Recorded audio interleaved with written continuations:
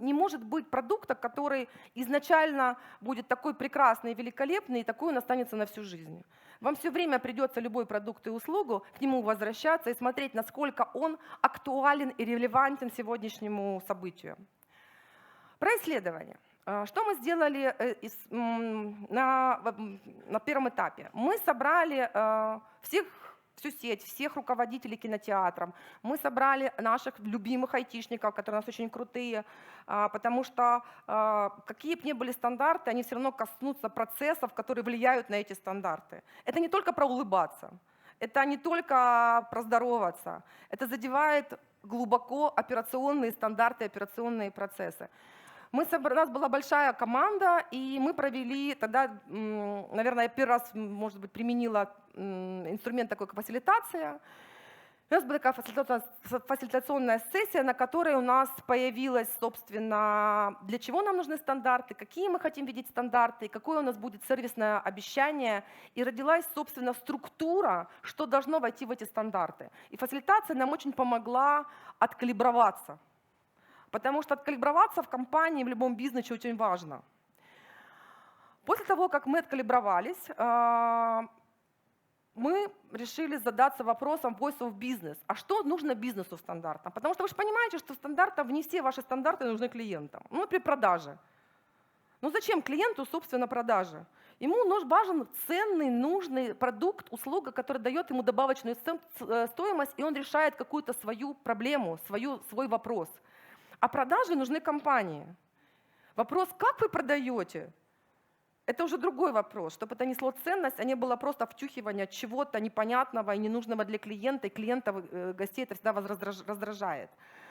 Поэтому мы послушали бизнес, что нужно бизнесу. После этого, как мы послушали бизнес? Вот уже Галя рассказывала о том, что, конечно же, мы пошли по классической схеме, мы провели глубинки. Глубинки провели с нашими сотрудниками. Мы пошли к нашему бизнесу и делали с ними интервью, для чего, как они видят стандарты, что им нужно, чтобы делал фронт, чтобы восполнялось, для чего им это надо. Это было такое же, тоже составлялся гайд, и уделялось время, они в каких-то отдельных комнатах, мы просто приходили в офис к нашим сотрудникам и проводили это интервью. После этого нам нужно было, интересно, посмотреть мнение сети, а те, кто исполняет. А как они будут, а что им важно? И поверьте, очень часто люди, которые общаются непосредственно с клиентом, знают больше, чем мы, сидящие в офисе. И они нам тоже рассказали очень много интересных вещей. Мы проводили фокус-группы, собирали прям сотрудников и проводили фокус-группы с сотрудником, и они нам рассказывали истории. И здесь почему важна история? Пускай люди вам расскажут, как это было. Поделиться своим опытом. Поверьте, такие вещи узнаешь, которые вам просто так сотрудники не расскажут, если будете задавать там какие-то там совсем другие вопросы. Они настолько вскрываются, и вы узнаете много интересных вещей, и думаете, боже, это было так настолько на поверхности, почему мы раньше там, это не применяли. После этого мы сделали количественное исследование, где уже всю компанию вовлекли в опрос, где проверили эти гипотезы, которые нагенерили на качественных исследованиях, и, собственно, подтвердили эти гипотезы на количественном исследовании. Все, voice of business у нас готов. Что нужно бизнесу, мы понимаем. Следующий этап – voice of customer.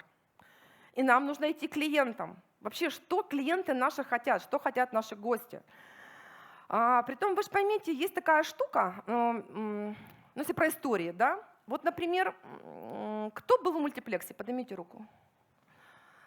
Кто знает, что есть в залах VIP-места на последние... Отдельно залы и отдельно VIP-места? Ага. Кто когда-то покупал билет на простое место, а потом пересаживался на VIP-место? Ага. Что вами двигало? Смотрите, это та штука, которую гости, наверное, хотят, и у меня очень много таких обращений. Вам что, жалко? Ну там же свободно. У меня возникает вопрос.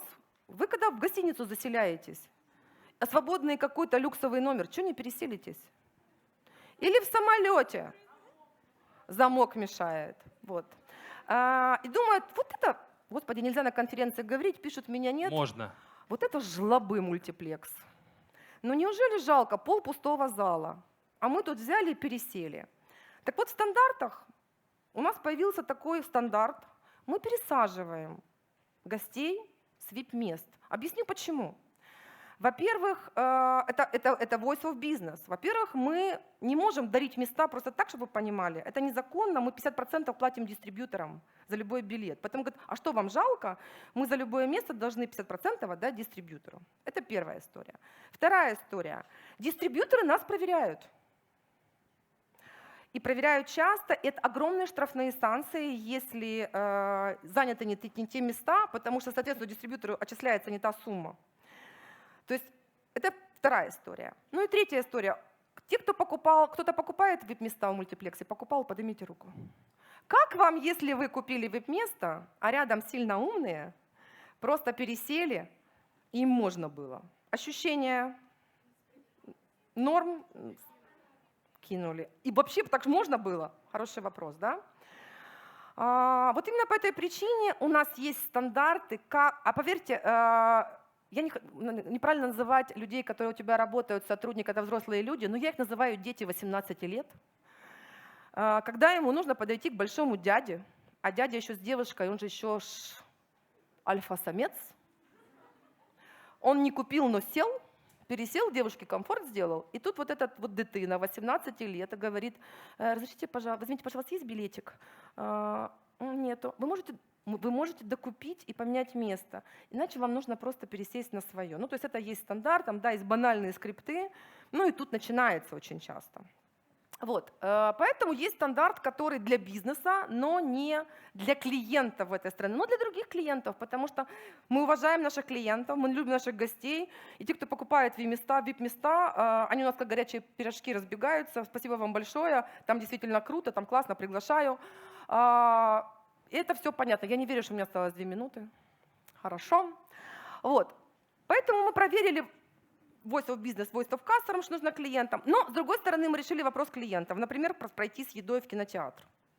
Потому что по закону в кинотеатр не может не пускать со своей едой. С другой стороны, знаете, как в том анекдоте. Зря ты отказываешься от пельменей. Хорошие пельмени. Пельмени хорошие. Говорят, но приличные люди в кинотеатр с тобой берут попкорн. Люди с пельменями, с курицей и с вьетнамской лапшой, поверьте, это нормальная ситуация, когда хотят пройти, говорят, а что, нельзя было? Поэтому стандарт для клиентов мы предупреждаем, что еду нужно доесть, пожалуйста, в холле или оставить в камере хранения. Соответственно, такой стандарт есть. И многие люди соглашаются на это и понимают и остаются. В холле доедают еду, такой тоже стандарт есть. Мы создали драфт документа. Что мы еще сделали? Очень важно. Люди все врут, знаете, да? Вот то, что вам наговорили, это все прекрасно. Почему я люблю, когда изучают CRM, почему я люблю Big Data. Нет ничего лучше, когда за вами следят. Ваша банковская карта, можно проверить, что вы едите, куда вы ходите, с кем вы спите. Это все можно проверить вообще, если правильно управлять этим набором данных. Но нет ничего лучше, пойдите понаблюдайте. Я вообще всем людям, которые сидят в головном офисе, рекомендую идти в поля и наблюдать, что делают ваши сотрудники и что делают ваши клиенты. Вы узнаете очень много. Мы понаблюдали и тоже эту информацию приняли. Ну и плюс перелопатили все операционные документы, которые влияют на клиента непосредственно. Родился документ стандарты. А потом начинается самое сложное, потому что стандарты – это всего лишь такой фронт взаимодействия с клиентами, а дальше операционная деятельность, стандарты, которые влияют. Например, есть такой процесс у нас, как, знаете, сколько людей теряют свои вещи в кинотеатре? Огромное количество. И под это нужен лечь процесс, а что с этим делать? Как возвращать, как информировать, где хранить? То есть, поверьте, таких процессов очень много, которые стоят за кулисье. И мы разложили это все на процессы, и все эти процессы, соответственно, нужно было проработать внутри компании, внутри других подразделений. Ну и дальше масштабировали. Буквально чуть-чуть от цифр, потому что я вообще про цифры. Мне тут рассказы, а мне кажется, что у вас плохо, вообще не работает. У меня любят иногда там кто-то пойти в кинотеатр, какой-то знакомый. Косячат все, во-первых, как нужно понимать, да? Мы там ходили, и вот мне там друг звонил, и мне там что-то было не так. Я когда это слышу, я говорю, так, ребята, а теперь про цифры. Всегда бывает что-то не так. Мы любой пилот меряем до начала и после финансовыми показателями, средний чек, бар на билет, а есть клиентские сервисные показатели. Мы меряем НПС, я фанат НПС системы, я знаю, как его мерить, я очень люблю, об этом могу говорить дольше, но это тема другой конференции. Мы замерили НПС до внедрения стандартов и после. И вы видите результат. НПС до внедрения стандартов был 67 и 15, а после внедрения стандартов 76 и 44. Потому что клиенты сразу почувствовали понятность действий, которые вы делаете. Это было через определенное время. Мы замерили employee NPS. Вообще, кто не знает, что такое employee NPS или NPS? Net Promoter Score, индекс лояльности. Есть разные метрики. Для меня это самая крутая метрика, самая простая. Вопрос звучит: насколько вы рекомендуете компанию с другим гостям? Насколько вы рекомендуете компанию другим сотрудникам как работодателя? Понятно? Все очень просто. Employee NPS мы до внедрения стандартов был 16,22, после внедрения стандартов 47,60. И это про цифры. А еще у нас были фразы, которые нам сделали 86 миллионов в год. Это фразы, стандарты про продажи. Потому что до этого момента была, как у меня любимый мой сотрудник Алексей, он занимается обучением сети, и раньше, как он говорит, это была отгрузка товара. Ну, грубо говоря, вас что спросили, вы то и отгрузили. Сейчас мы предлагаем, но здесь вопрос, опять же, дизайна, вы должны заботиться о клиентах и предлагать то, что ему надо, а не втюхивать, извините, ему что-то, о чем он даже, в общем-то, не собирается покупать, и его это раздражает. Мы просчитали, мы все про деньги, мы просчитали, что нам эти стандарты добавили вот такую, нормальная такая сумма, мне кажется, в год. У нас сейчас 5-я версия стандартов. Мы анализируем жалобы, анализируем НПС, и все это влияет на изменение стандартов постоянно. У нас в офисе висит такой большой плакат, и мы туда записываем все, что мы хотим изменить. Как только накопили, у нас появляется новая версия стандарта, которая быстро внедряется, быстро масштабируется. Я уже заканчиваю. Я так говорю быстро, извините, сильно быстро, простите меня, пожалуйста. Вот. И мы сделали даже коды ошибок, чтобы не вводить сотрудников в стресс. У нас есть коды ошибок, что должен делать сотрудникам, чтобы он не бежал к старшему, а точно знал, как он должен отработать алгоритм. И это все получилось благодаря Сервис Дизайну. Это только один пример. Но что я хочу сказать напоследок. Помните про баланс. Для чего существует ваш бизнес? Мы зарабатываем деньги. Поэтому все красивое, все прекрасное нужно делать, чтобы это было направлено на наших гостей, на наших клиентов, которые готовы поделиться с нами своим временем, своими деньгами и своей любовью. Ура! Так, пока вопросы, поднимайте руки. Наташа, у меня вопрос, конечно, не могу оставить в покое. Когда надо задуматься о изменении стандарта? Вот когда наступает этот маяк на горизонте, что все, пришла время Че? Ой, мне кажется, в этом состоянии нужно жить. Вы все должны понимать, что стандарты — это не некий талмуд, который лежит такой, знаете, такой приказом, утверждено, и оно большая такая папка, и где-то в столе лежит. Каждый день у вас что-то... Мы живем в мире таких изменений, такой скорости, что у меня вот этот вот плакат наполняется там ежемесячно. Просто ты ж не будешь людей, элементарно есть время на изменения, когда ты должен обучить, внедрить, проверить. Да? Закончили одно, приступаем к другому. Сразу же. Потому что поступила жалоба, посмотрел, что их накопилось больше, такой вас задумался, а может ты делаешь что-то не так, и пора поменяться. И то, что работало год назад, не работает сейчас. И придется меняться. Поэтому это постоянное. Я вообще считаю, что нужно рефреш стандартов делать там ежегодно. Смотрите на них и изучайте, и делайте. О, да, так, как это так? Так. Почему? Полностью вас поддерживаю. Меня зовут Максим, губернатор. Стандарты надо менять, когда вы видите, что начинает идти что-то не так. Когда вы видите, что это некомфортно либо клиентам, либо сотрудникам, значит стандарты пора уже менять. Это мое личное мнение. Ну а вот как вы поддержите Наташу, если я скажу, что я тоже хочу пересаживаться, если есть свободное, дорогое место на VIP? Но чего вы меня будете задерживать? Вот я не могу понять вот до сих пор. Ну, лишь задерживать. Свободно. Ну хорошо, как бы двигать.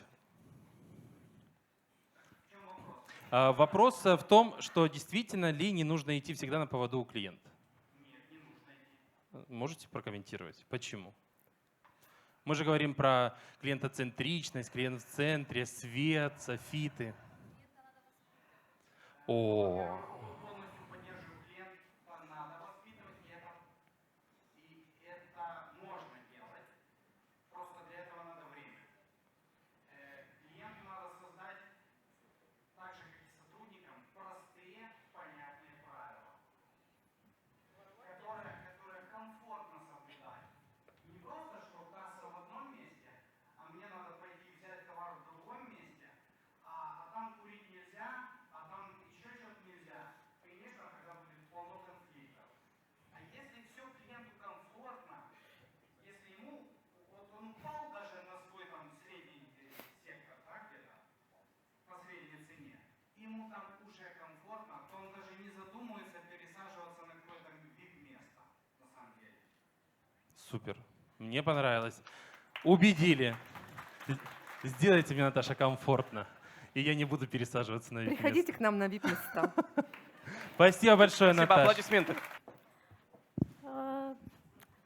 I don't remember the word in Russian for hello. I studied Russian in my school, but shame on me, I didn't remember almost anything. I just remember da, which is the same in my language, in Romanian, and babushka, maybe because my grandmother was a very important person in my life. Nice to meet you. I'm very happy to be here and share with you and have a conversation with you related to what we are doing, what we are already doing in this beautiful part of Europe. And I hope sharing our experience will help you to start believing more in design thinking or trying to introduce some pieces in your companies and in your businesses. Before this, I know there is a very relaxing atmosphere, and you are very happy and enthusiastic now because we listen to two very nice speakers with a lot of valuable information for us. But I will come back a little bit to some serious stuff. Jeff Bezos, which is the owner of the Amazon, decided to invest $10 trillion to fight climate change. What we invite you now is to answer a question. What would be the main area you should invest, Bezos should invest to make this investment more efficient? Let's leave with this question, and at the end of our conversation, we'll come back a little bit to have some answers. So this is the most serious question from my speech. Coming back to me, I am Lăcrămioara Login. I am co-founder of Design Thinkers Academy, Eastern Europe. I am a researcher and also a design thinker, two in one. I'm very happy I discovered this methodology 2 years ago because it helps me a lot to talk to my clients, to deliver to our clients more valuable stuff. And design thinking, it's a very an add-on, very useful for our research deliveries. So, related to the definition of design thinking, and I don't like definitions, and design thinkers don't like definition at all, because this is the first question I receive when we start an workshop using design thinking tools. What is the definition of design thinking? What is design thinking? And I tell them, you will find the answer to this question later on, because design thinking is not a definition. Design thinking is a learning by doing methodology. And first of all, in design thinking, and thank you to my previous speaker, The first thing in design thinking is to concentrate on people's needs. It's a human-centered method that companies are using to put the needs of their customers and to put the happiness of their customers in the center of what they are trying to do on everyday job. So, adopting this outside-in approach, this is a concept we are using quite often. Outside approach meaning that we are experts in our companies, but the most important thing in design thinking is to start with the expertise of our customers, because they know the best what they need, what are their pain, what are their requests in their relationship with our company. So, why design thinking appeared in our lives? Because, and I have here a nice experience. Yesterday, a taxi driver picked me up from the airport to my home in Romania, and we start talking. We start having all kinds of small talks. You know, with a taxi driver, you can talk about anything. They have a lot of ideas to put all kinds of questions. And in that moment, during on my way at home, the taxi driver, asked me, "What's your job? Because you told me you travel a lot." My job is, and I wanted to challenge myself, my job is design thinker. Design how? What is a design thinker? In that moment, I realized that if I would deliver to this guy a definition that made him to understand what is design thinking, I'm a good design thinker. And in that moment, I tried to find a short definition, a very short, using 2-3 words. And these words were, I help company to concentrate more on improving their customers' life. I wasn't very trustworthy for him, because his question was, and do you think you will manage to do this? And I told him, yes, I manage. Because if you make your clients happy, the outcome, the profit will come for sure. And I gave him, because I told you I don't like definitions, I gave him an example. When somebody looked for definitions of design thinking, I jump into the examples because they are very valuable, especially in the markets where design thinking is at the beginning, like in Romania. And I gave him his own example, because in the car there were cookies, water, and some chargers for Samsung, iPhone. He was prepared for everything. And I told him, this is what I consider a company concentrate on its customers' needs. Because you, as a Uber driver, you stepped into the shoes of your clients and try to understand what's their needs behind the simple need to use the car to go to in some places. And he was very happy, and he understood that design thinking has a chance on our market and on a lot of markets, of course. Why design thinking? Coming back to the question, why is a very important question, and I will introduce this question from time to time during my speech. Most of the companies are concentrated now on this inside-out approach in rearranging their products and the services they offer to their clients. And they are mainly look at the process and technology. Technology is very valuable. Technology means innovation. And first step the companies are doing when they think about innovation is, let's put on the table some technology, an app, website, which is more and more interesting, more and more interactive, and so on. But these companies, what we discover, and they discover, talking to their clients, These companies are very well concentrated, on this bottom left, operational excellence. They deliver a great operational excellence, and Simon Sinek, he's the writer of The Power of Why, talk about these companies in this way. These companies are very well, and they know very well what they are selling, what they are doing, and how they are doing this stuff.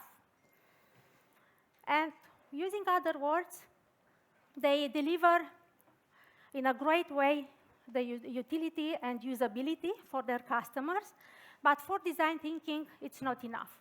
Design thinking is very concentrated on desirability, pleasurability, or you can say, you can use other words related to the emotional stuff, related to the experience you deliver to your customers. You don't have to spend great money, and I gave you the example with the taxi man. Just those cookies and that water who are there in the moment the customer needs, this is a valuable add-on design thinking, and in general methodologies concentrated on helping people or making people happy that's why they are so valuable. Okay, so because in design thinking we are talking a lot about a culture of innovative culture, what we are doing with design thinking is try to move the companies from this part to this part, upper right, where they, and here there are companies who are focused on people and committed to change. And I'll give you an example from a project we are running now. It's a project run for insurance company in Romania. Just a moment, this is usually happened with my with my voice when I speak. And this is a huge insurance company in Romania, and they decided to contact us to run for them a design thinking project because they want to find another business model to sell their insurance products. And this business model is related to a bank. They want to put together their resources and expertise, and the expertise and the resources of the bank. And in this context, we have two stakeholders. At the beginning, they told us, okay, let's run an workshop. We have 10, 12 experts in our company. Let's do the job.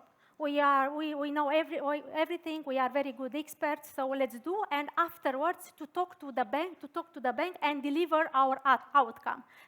And I told them, our recommendation is to invite the bank in the workshops, because in design thinking put on the table this very interesting co-creation methodology, because having from the beginning all the stakeholders involved in the process, it's a very good thing. And in this case, we invited insurance company representative and also bank representatives to be together and work together to deliver a great product for their clients. We have done this, but even if they were very, very attracted by the methodology, the design thinking methodology, and that's why they use it, they were coming back all the time to their inside-out approach. So we are experts. In the bank, we have a simulator, and I will remember the simulator I think till the end of the year at least. We have a simulator. Let's make a similar simulator for an insurance product, because We know how the simulator is working. People are very interested in simulators. It's a cutting-edge technology. We introduced an app, and we introduced technology in our customers' lives. But when they come back to their customers, they realize that the simulator is too difficult to use to customize an insurance product, because in that insurance product there is a lot of emotions. There are a lot of emotions around that product. People don't understand the product very well. They have a lot of information. God, for example, in Romania, protect them more than insurance product, and this is what they tell us all the time. And in that moment, client was stuck. Okay, not a simulator, but what? What people wanted to have from the insurance company is a direct relationship with the consultants, because that direct relationship make them trust in what the company is selling. A direct relationship, a coffee with the consultant, which is very important, because it's all about emotional bonding and not about using technology to sell me a product that, by the way, I don't understand very well. But the relationship with the consultant could be much better. But without focusing on people, require a lot of empathy. And we all talk today about empathy and how empathy could help us to talk to our client, to understand our client. Because empathy is about understanding our clients and not about getting right to our clients. Try to understand them and not to judge them. Because we have this habit to say to our clients, oh, you don't understand. You don't understand what I want to sell to you. I am the expert. I will explain you again in this interview. But it's not about this. If people don't understand what you try to sell to them, it's not their fault. It's a miscommunication you created in your relationship with the customers. And empathy also means a lot of, or many perspectives. We are we have to be very interested in what people say, think, see, hear, talk. All these perspectives are very important to have this full image of the perception our customers have about us. And also, the empathy doesn't mean sympathy. And coming back to my project with the bank and insurance company, one of the persona they built on was the state employees. In Romania, state employees are not perceived very well. They are common people, cold, a little bit lazy. They are not very embraced, especially by the private sector. And when they start talking to these people, they were all kind of mixed feelings. Oh, we'll not innovate with these people because these people don't understand innovation, technology. But they had a great lesson when they talked to people after the exploration phase, when they interviewed people, to discover that those people are very interesting human beings with their needs, maybe sometimes unarticulated needs, but it was the pleasure of the game. Because in this way, they discovered that single moms could be a very interesting target to address and building a product to cover their needs. And they embraced the change that more and more people divorce or live only with their child. And they innovate. In fact, this is innovation, to create products which are valuable for your customers and not for yourself, first of all. Empathy versus ego. Ego is about what I told you earlier. We know we are the experts. We know everything. We know how to develop products for our customers. But it's not about this. We have to talk to our customers to discover new ways of doing things. Great. In the end, the experience we deliver to our clients is the most important because the emotional stuff, people will always remember what you make them feel. And later on, the information you try to give him. So the emotional journey is one of the main tools we use in design thinking. And this tool is full of information we gathered from the interviewing with the people. So, like a recap, talk to your customers, step into their shoes, and they are somewhere here. Put a face and a voice to your clients. Identify opportunities. The second point is don't innovate for the sake of innovation. Value innovations means to not make the innovations valuable for yourself, but first of all for customers, for people. And by continuously answering the question, how can I improve my customer's life? How can I affect my customers' lives? We earn the right to grow. Thank you very much. And coming back a little bit to Jeff Bezos, do you have an answer for him? Do you have an advice for him how to invest his money to have an impact in fighting with climate change?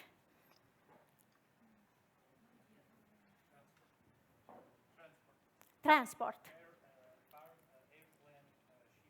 Great. Other answer? Forestation. Like plant a lot of more trees and reduce warming, global warming. Okay, so it's about technology somehow. Other questions? Other answers?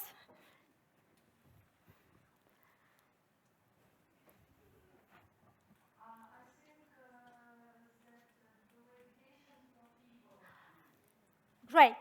This is what experts, because there were a lot of experts who gave me all kind of advices, and most of the experts advised him to spend the most money in educating people, in changing the people's habits, needs, behaviors, and launching a big public awareness campaign to make people aware of their behaviors who can destroy the climate and the future of the generations. Thank you very much. Thank you so much, Lakra. Any question? Yes, great. We have.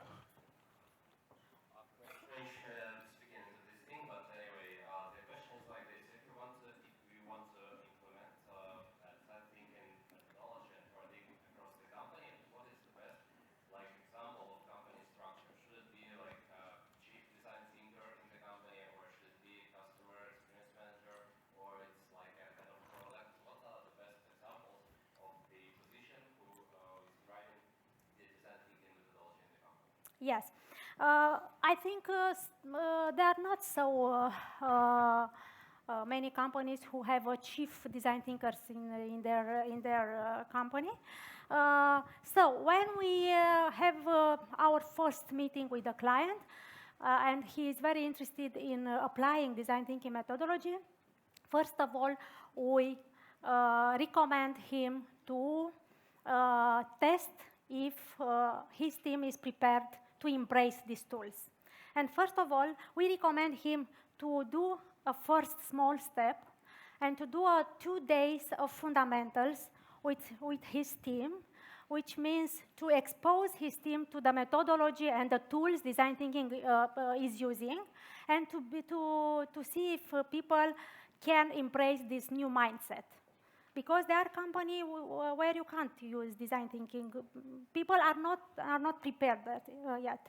After these 2 days where we demonstrate, where we apply the methodology on a very neutral challenge, not on a company challenge, if people are prepared, we invite them to build together a team to run an in-company project dedicated to a customized challenge.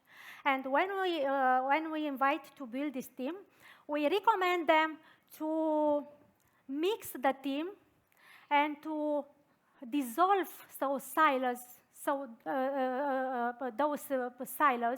those departments, because we are used to think in KPIs of our department.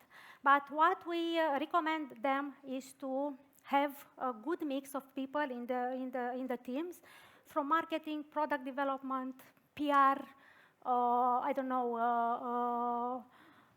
finance, legal. It's very important to have these people from the beginning in your workshops because you will obtain very well their buy-in. I had some impressive changes in financial people's, the account director in the company, who at the beginning of the exploration phase, after he took some interviews, he started talking only about the customers and not Excels, P&Ls, and other figures and stuff like this.